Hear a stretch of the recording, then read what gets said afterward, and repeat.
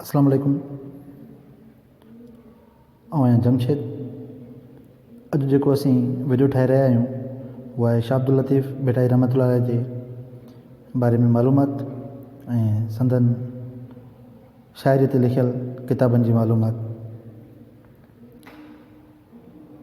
भिटाई अनवर पीरज़ादो जो लिखियल किताब आहे।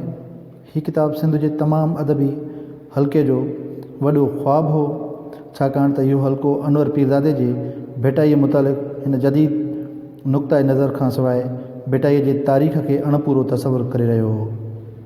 सो हीअ किताब ॼण त भिटाईअ जी तारीख़ जो हिकु रूह आहे जेको भिटाईअ जो नओं तारुफ़ पेश करे रहियो आहे। भिटाईअ सां अनवर पीरज़ादे जो जेको इश्क़ु हो तंहिंजो अंदाज़ो उन ई हक़ीक़त मां लॻाए सघिजे थो त भिटाई संदसि सुञाणप जो हिकु वॾो ऐं मशहूरु हवालो रहियो आहे। शाह लतीफ़ जी शाइरी। शाह लतीफ़ जी शाइरी डॉक्टर तनवीर अब्बासी जो किताब आहे। सिंध जे ॾाहे अदीब ऐं दानश्वर तनवीर अब्बासीअ जो हीअ किताब लाखीणे लतीफ़ जे शाइरीअ जे उन्हनि पासनि खे निर्वार करे थो जेके असांखे शाह जे रिसालनि में नथा मिलनि। 12 बाबनि में विरहायल हिन किताब जे हर बाब में मालूमात भरी पई आहे। तनवीर अब्बासीअ जे किताब शाह लतीफ़ जे शाइरीअ में मौजूदु सभिनी बाब असांखे शाह लतीफ़ भिटाईअ जे शाइरीअ जो वेझड़ाईअ खां शेद या एनालाइज़ कंदे नज़र अचे थो। 12 ई बाबनि में शाह जे शाइरीअ जो साइंसी अभ्यास कयो वियो आहे। शाह जे कलाम में पहाका ऐं मुहावरा। सैयद अज़हर गिलानी जो लिखियल किताब आहे। सैयद अज़हर गिलानी जी तहक़ीक़ ते मुश्तमिल किताब शाह जे कलाम में पहाका ऐं मुहावरा अव्हां अॻियां पेश आहे। हिन किताब में शाह लतीफ़ भिटाईअ जे बेतनि में इस्तेमालु कयल पहाकनि ऐं मुहावरनि खे न सिर्फ़ु पेश कयो वियो आहे ऐं उन जी तशरीह ॾिनी वई आहे, पर साॻिए वक़्तु इहो साबित कयो वियो आहे त शाह जे रिसाले में जेतिरा पहाका मुहावरा ऐं तशबीहूं इस्तेमालु थियल आहिनि एतिरो ख़ज़ानो कंहिं ॿिए ॿोलीअ नथो मिले। किताब में उन्हनि बेतनि जी चूंड कई वई आहे जिन में पहाका ऐं मुहावरा अचनि था ऐं हर पहाके खे ॾिंगीअ में रखियो वियो आहे ऐं साम्हूं पे लिखी उनखे निर्वार कयो वियो आहे। अमुल अणतोरिया शाह जे रिसाले जा लधल बेत। सैयद गुलाम मुस्तफ़ा शाह हिन किताब जो लेखक आहे। हिन किताब में शामिल बेत अॻु कंहिं रिसाले में नाहिनि छपिया, पर सिंध ऐं हिंद जे माण्हुनि वटि हिफ़िज़ थियल आहिनि। शाह लतीफ़ कल्चरल सोसाइटीअ जे सदर सैयद गुलाम मुस्तफ़ा शाह ऐं कुझु ॿियनि दोस्तनि कशालनि ऐं मुसीबतुनि सां ही बेत गॾु कया। शाह साहब लिखे थो, हिन कम में असां तक़रीबन 6 साल लॻाया, जंहिंमें असांजी कारकुननि खे हिंदुस्तान ऐं कच्छ ऐं भुज ऐं राजस्थान में वञिणो पियो। कच्छ ऐं भुज ऐं राजस्थान में वञिणो पियो। पाकिस्तान में थर ऐं लाड़ में वॾियुनि कोशिशुनि सां मवाद हासिलु कयो। जिन दोस्तनि असांजी मदद कई आहे उहे आहिनि फ़क़ीर इमदाद अली सराई, मौलवी हाजी खमीसो मीरपुर भठोरे वारो ऐं फ़क़ीर रमज़ान खोर।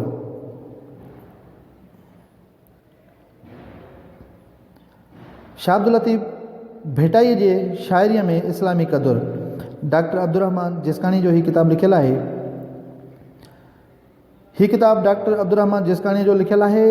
PhD जो मक़ालो आहे जंहिंखे डॉक्टर नवाज़ अली शौक़ पारां नज़रसानी करे किताबी शकिल ॾिनी वई आहे।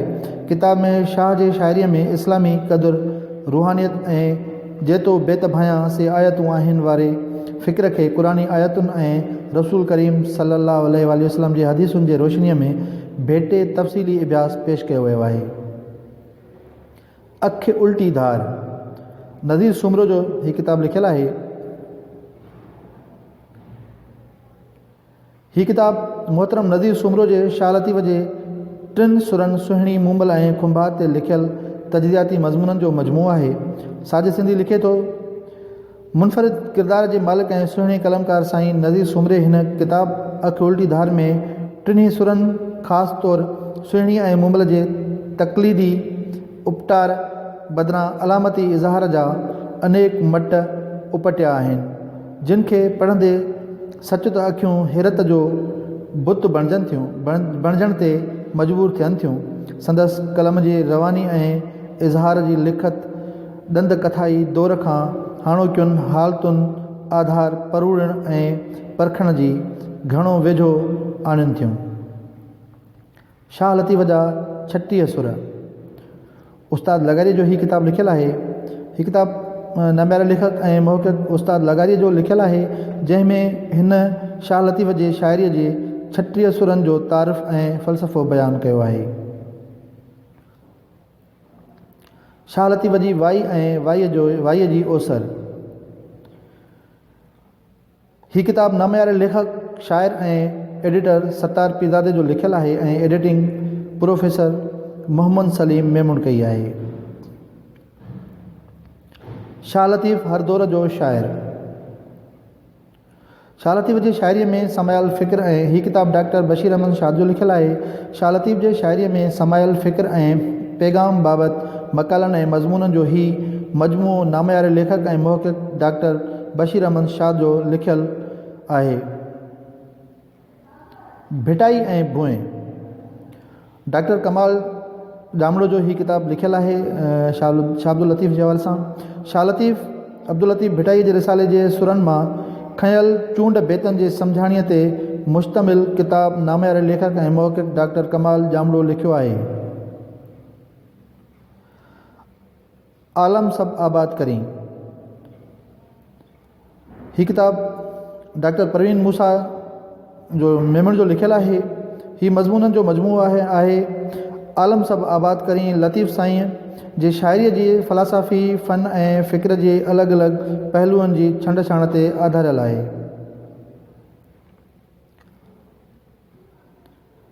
मूना तूरसीना फ़क़ीर हाजन निज़ामाणी हिन किताब जो लेखक आहे। हीअ किताबु फ़क़ीर हाजन निज़ामाणी जे मज़मूननि जो मजमूओ आहे जेकी हिन शाह अब्दुल लतीफ़ भिटाई जे शाइरीअ राग सुर ऐं साज़ ते लिखिया आहिनि। नित नित आह नओं। हीअ किताबु सिंध जे खावड़ी लुत्फ़ पीरज़ादे जो लिखियलु आहे। हीअ किताबु सिंध जे खावड़ी किरदार ऐं भिटाईअ जे पारखू लुत्फ़ पीरज़ादे जे शाह लतीफ़ जे शाइरीअ बाबति लिखियलु मज़मूननि जो मजमूओ आहे। दूर थी आई ॾस। हीअ किताबु नूर अहमद जंझी जो लिखियलु आहे। हीअ किताबु नाम्यारे लेखक शाइर ऐं मुहक़िक़ नूर अहमद जंझी जो लतीफ़ शनासीअ ते लिखियलु मज़मूननि जो मजमूओ आहे।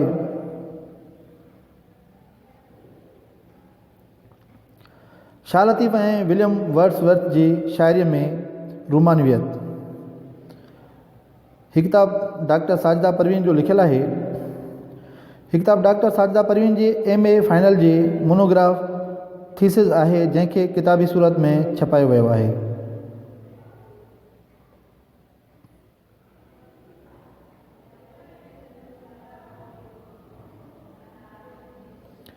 शाह लतीफ़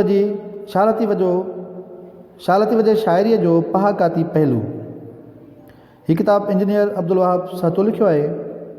हिन किताब में उहे सभु मुयसरु थी सघियल मक़ाला ऐं मज़मून कठे कया विया आहिनि जेके शाह लतीफ़ जे शाइरीअ जे पहाकनि ऐं चवणियुनि ते लिखिया विया आहिनि।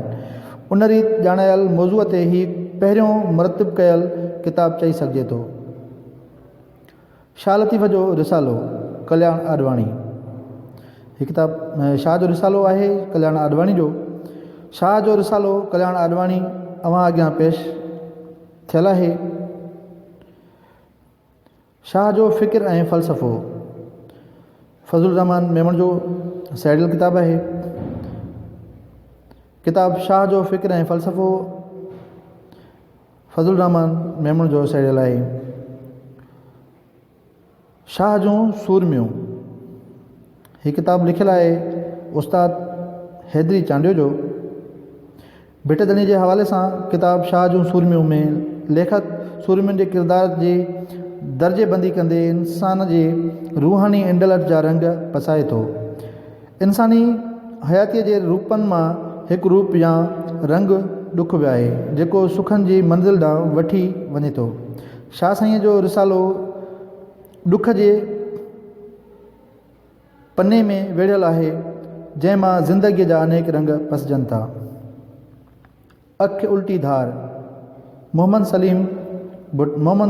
असलम भुट्टो जो हीअ किताबु लिखियलु आहे। सभु पसंदा पार हीअ किताबु हिदायत मंगी जो लिखियलु आहे। शाह अब्दुल लतीफ़ ते लिखियलु आहे। किताबु सभु पसंदा पार अव्हां अॻियां पेश आहे। शाह अब्दुल लतीफ़ भिटाई जे शाइरी ते तहक़ीक़ी मज़मूननि जो लेखक हिदायत मंगी आहे, जॾहिं त किताब जो मरतब अज़ीज़ मंगी आहे। शाह लतीफ़ जा बेत तहक़ीक़ी ऐं तनक़ीदी जाइज़ो। हीअ किताबु प्रोफेसर ग़ुलाम रसूल अकरम सुमरो जो लिखियलु आहे। शाह अब्दुल लतीफ़ भिटाई जे रिसाले में इस्तेमालु थियल ॾुखियनि लफ़्ज़नि जी माना। हीअ किताबु अलामा आया काज़ी जो लिखियलु आहे। हीअ शाह अब्दुल लतीफ़ भिटाई जे लफ़्ज़नि जी लुग़त आहे। लात जा लतीफ़ जी हीअ किताबु आगा सलीम जो लिखियलु आहे। लतीफ़ी सैर हीअ किताबु भेरूमल महरचंद आडवाणी जो लिखियलु आहे। पैगाम लतीफ़ हीअ किताबु जी एम सैयद जो लिखियलु आहे। शाह जे शाइरीअ में सुगड़ाइप जो रंग हीअ किताबु आजिज़ रहमतुल्ला लाशारी जो लिखियलु आहे। शाह लतीफ़ ऐं बुज़ुर्ग शाइरनि जो तज़किरो ग़ुलाम शबीर पहिरीं जो हीअ किताबु लिखियलु आहे। शहनशाह लतीफ़ ऐं बुज़ुर्ग शाइरनि जो तज़किरो में जुमिली 52 बुज़ुर्ग शाइरनि जे मवाद खे जमा करण में काफ़ी मुस्तनिद किताबनि ऐं PhD थीसिस खे साम्हूं रखियो वियो आहे। सुहाई सुपरीअ जी हीअ किताबु अयूब खोसो जो लिखियलु आहे। शाह लतीफ़ जे शाइरीअ जो जदीद इब्याज़ हीअ किताबु डॉक्टर शेर महराणी जो लिखियलु आहे। किताबु शाह लतीफ़ जी शाइरी जो जदीद इब्याज़ जो लेखक नामयारो शाइर लेखक ऐं मुहक़िक़ डॉक्टर शेर महराणी आहे। ताज बलोच लिखे थो, हिन किताब में डॉक्टर शेर महराणी भिटाईअ जे शाइरीअ खे नए अंदाज़ सां एक्सप्लोर कयो आहे। ख़ासि तौर ते आलमी नज़रियनि खे भिटाईअ जे शाइरीअ मां साबित करणु पंहिंजे जाइ ते ॾुखियो आहे, पर आउं जीअं चई आयो आहियां त शेर महराणी भिटाईअ जे पंजी मौसम खे सम्झी वरितो आहे ऐं आलमी नज़रियनि ते बि ख़ैज़ सुठी गिरफ़्त आहे। इन करे हू अदब जे आलमी नज़रियनि खे भिटाईअ जे शाइरीअ मां साबित करण में कामयाबु वियो आहे।